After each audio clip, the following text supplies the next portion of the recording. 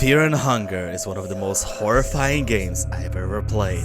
The disturbing topics it touches on, enemies and its horrifying lore, and... how do people can even talk like that, honestly? Hello everyone, not having a hell let loose addiction here. Today we are covering Fear and Hunger, the video game that everyone had to watch at least 10 hours of video essays, but in practice hardly anyone dared to play the game, as it seems that everyone thinks that it's dark and disturbing and disgusting. And they are partially right, as Fear and Hunger is purely a Birmingham simulator. Obviously you would find a giant deformed man with a meat cleaver somewhere in the dark corner of that cursed city. We will be playing with the Repentance mod, which outside of including bug fix mod as a standard, also introduces some new content which we will cover in due time, but most importantly it adds more ways to suffer. And if you glazed over my content, you would figure that mods and suffering are kinda my thing. Kinda goes hand in hand, you know? And final thing before we jump in, we will be playing on Terror and Starvation. Why? I haven't spent 10 years in the joint, obviously, and most of Repentance content is locked behind Terror and Starvation mode, so... we have 4 choices, those blocks in here, plus additional one where you play as Lagarde, but I don't really feel like playing Lagarde at this point, so I'll go with this Breakout reject today. Name, Ragnava Raktua. Fuck bows, read books like a nerd, don't touch anything, finally run after the mercenary leader. So we are in the in-game overworld, right before entering London. We have 2 choices in terms of how we can start. We can either go through the main gate to get your skull paint by Mr. Wiggles and his friends, who got a little too hungry this morning. The more sensible choice is the basement, which just like a real British basement is inhabited by homeless hentai monsters and that annoying witch that sucks you into an alternative dimension. And here is where I'd like to talk about one of the most important mechanics of the game. Namely gambling! Not even this game is safe from getting 9 blues and 1 gold, you damn bro! Every once in a while we get prompted to choose to flip a coin. Those determine a myriad of results, like the crate loot for example, but most of the time I just get beaten up by the police, or you know, just fail necromancy 6 times in a row. The other main driving force for the game is its combat. There are 2 general ways for an RPG Maker game to approach its enemy encounters. First, where we are assaulted by god knows what every couple of steps, or by sprites moving at Mach 10. Hunger lands squarely in the second camp, but most of the encounters can be duped if you are good enough. The battles themselves is where the shit really gets crazy, as the closest comparison would be the Fallout series. Though definitely not this one. No, this one doesn't fit in either. Yeah, this one. The VAT system from those works in a similar way. You target one of the limbs and you have a chance to cripple it, rendering it useless. And while you can't target the eyes of the enemy for an instant win, in most of the cases you can still target enemies' genitals, so like it says in a book, fucking book, we are both blessed and cursed. This mechanic goes both ways, as you can also lose limbs, and yes, you heard me, this is one of the very few games where you can actually feel the phantom pain. And speaking of classic Fallouts, one of its core mechanics, namely save scamming, has been greatly reduced in the game due to the save points being greatly limited to certain bets and pretty rare items. And in the case of the bets, well, let's just say that you should probably grip your pillow tight and sleep with one eye open. The other 2 main mechanics are in the title, Might and Hunger, and are essential to keep track of. Might represents your sanity, and later on is used to cast spells. If you go down to 0 might, you'll develop panphobia, which sounds incredibly bad, but then you realize that its effects are sleep-inducing, so whatever. Hunger, on the other hand, increases your physical strength to the point where you can just die of it. But even in Terror and Starvation, you don't really have any cases where you fall down beyond the first stage of hunger debuff, but it's still plentiful despite invisible Romanians walking behind me and stealing my food every now and then. Dashing around the free Claymore dispenser and running through the prisons, we wound up in an inner courtyard where we sell Bachman, because being nice is not very Sigma.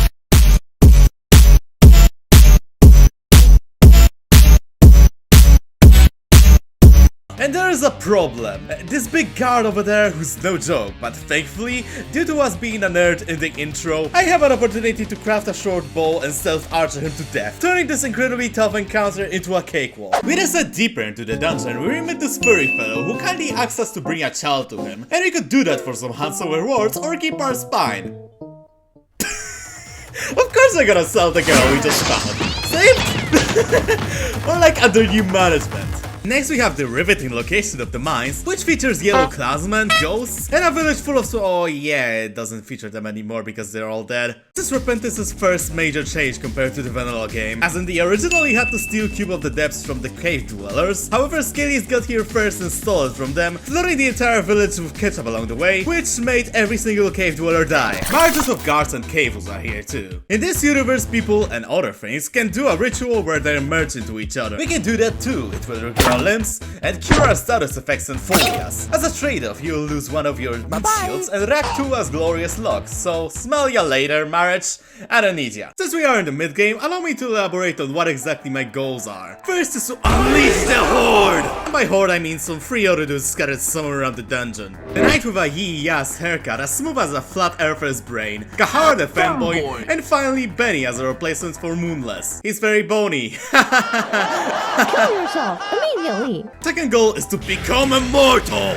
Plus one overcome death is really shrinkable. Slap on some sort of an item that recovers self onto your companion and voila! So even if they'll fall, they'll stand up again. The third and the final step is to obtain the most powerful weapons in the game, specifically these 3, which can be obtained right around this stage of the game. First we defeat the Flesh Gargoyle in order to obtain the Cursed Miasma, a slightly more powerful variant of the standard Tsundere Blade.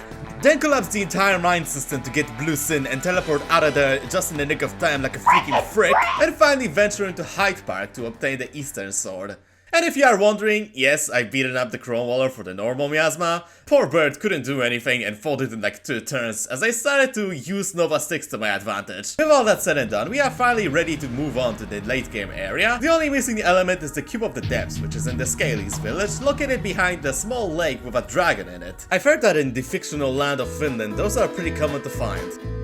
Also, while here we might as well grab the Combustion spell, which is the single best known AoE spell in the game, because it doesn't cost any mines. Now as for the Skellies village itself, you can see it's as affluent as an average favela in Sao Paulo, only reinforced by the fact you get your food stolen by every lizard, every transition, and just randomly because the game said so. Other than that, this place is well stacked, allowing you to get some pretty serious accessories, weapons, and some of the best healing items in the game, which in my book excuses it for being a pain to navigate. Long last, we encounter the leader of this racket, and after a couple of encouragements, he gives up voluntarily on life, allowing us to obtain his cool hat and also the cube. Taking the cube out of its resting place now causes a curse to fall upon Raktu and his party, causing blood to spill out of random places, ice following you to appear, and hallucinations starting to populate the dungeons. Though the final one could be also the effect of malnutrition, who knows. One more thing before we go down to the late game, the Witch's Pass, which is accessible by feasting with the cannibals down in the mines.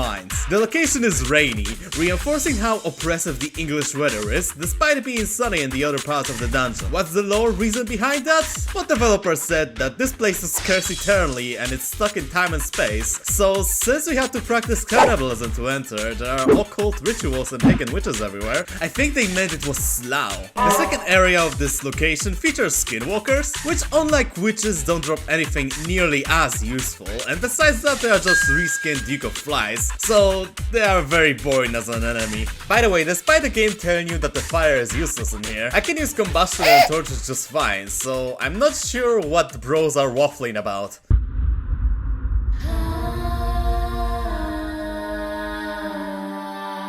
I will cleanse these lands from filth. Remember my name. Fawn.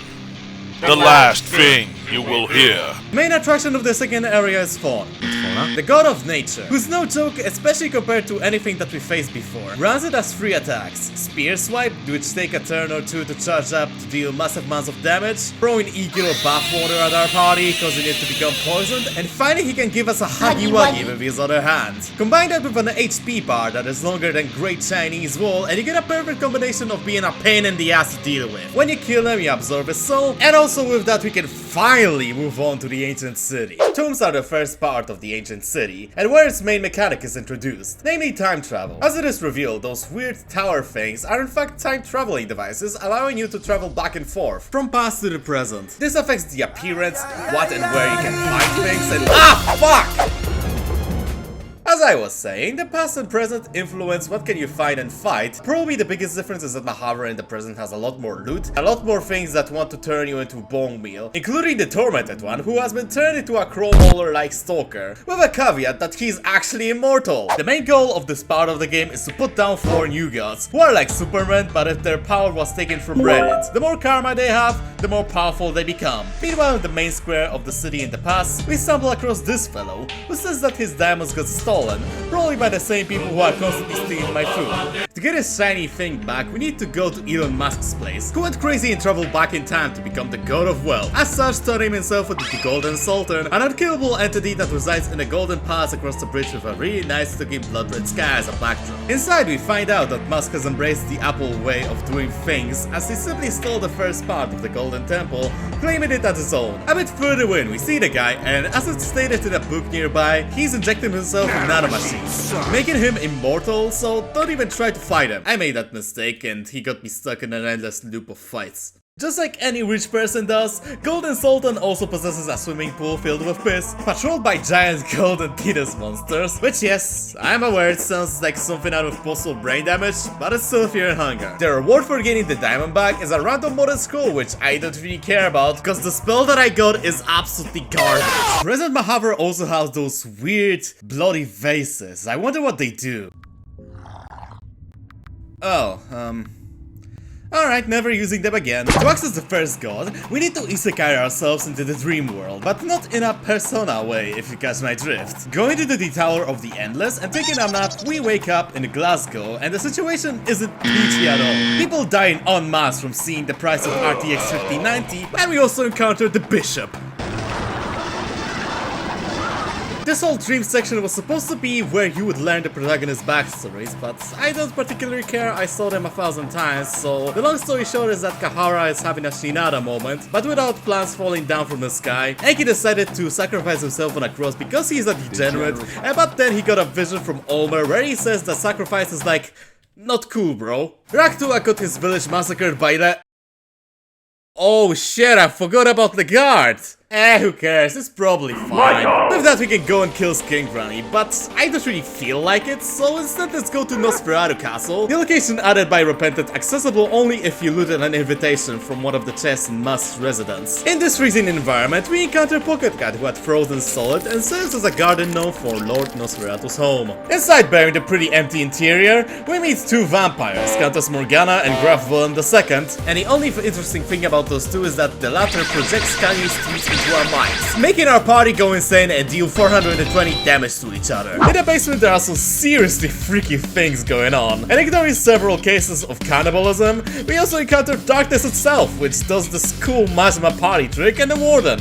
You're just kinda there. If you get out of the basement, you can go outside and touch some snow, and also face Lord Nosferatu himself, who's riding on horseback. Needless to say, Raktua has now a cool black coat. Just ignore the fact that most of the actions don't have any animation frames. Going back to Skin Granny, this is her main form. As you can see, it's completely made out of wood, and just by pure accident, all of my party members have molotovs in their hands. After killing Skin Granny and listening to the guard and Darcy yap for a good few minutes of pressing W, we are teleported into the void. No, not that one. And the goddess of landlessness is asking us to bring her daughter to the heart of darkness, whatever that means. In exchange we will receive her soul, but just look at her! Me? Doing something for a new god? Derogatory. Besides, little did she know that I had like 10 empty scrolls which allow me to get every single item in the game, including her soul, so she can go f***. The next god on our list is Valteil, the god of enlightenment, who's responsible for almost all the things that we fight in this loser city. As opposed to the other gods, the path to him is extremely straightforward, as after getting into his natural habitat of Mah'abre preschool, we only need to do this puzzle that I always forget how to do, and that's it. Valteil emerges from the void as a pain elemental and grows a penis out of his brain that is going to cast a spell that's going to kill us in like 5 turns. All of his body parts can be damaged by talking and answering these questions, but I forgot. But frankly it doesn't matter. Puzzle dies in like 3 turns anyway. And that would be about it. We can go to the Golden Temple and kill Francois, but there's one more thing that needs to be done. Monsters is activated when you sit on a very comfy chair, and it is what you would expect. Every single enemy. Just be slaughtered that if you are unprepared you will die, as at some point you get all the 4 phases of God of Fear and Hunger, Sylvian, Grogoroth and Greater Blight almost back to back. Fortunately, I got some tricks to survive this mess. Firstly, you can use the On Guard from the Ender skill tree. Oh yeah, this game has a skill tree. It's almost 14 minutes in, and I just remembered to mention it. It's very barren and incredibly frustrating to get around. You use soul stones as a currency for skills, which you can also use to curse weapons. That's it?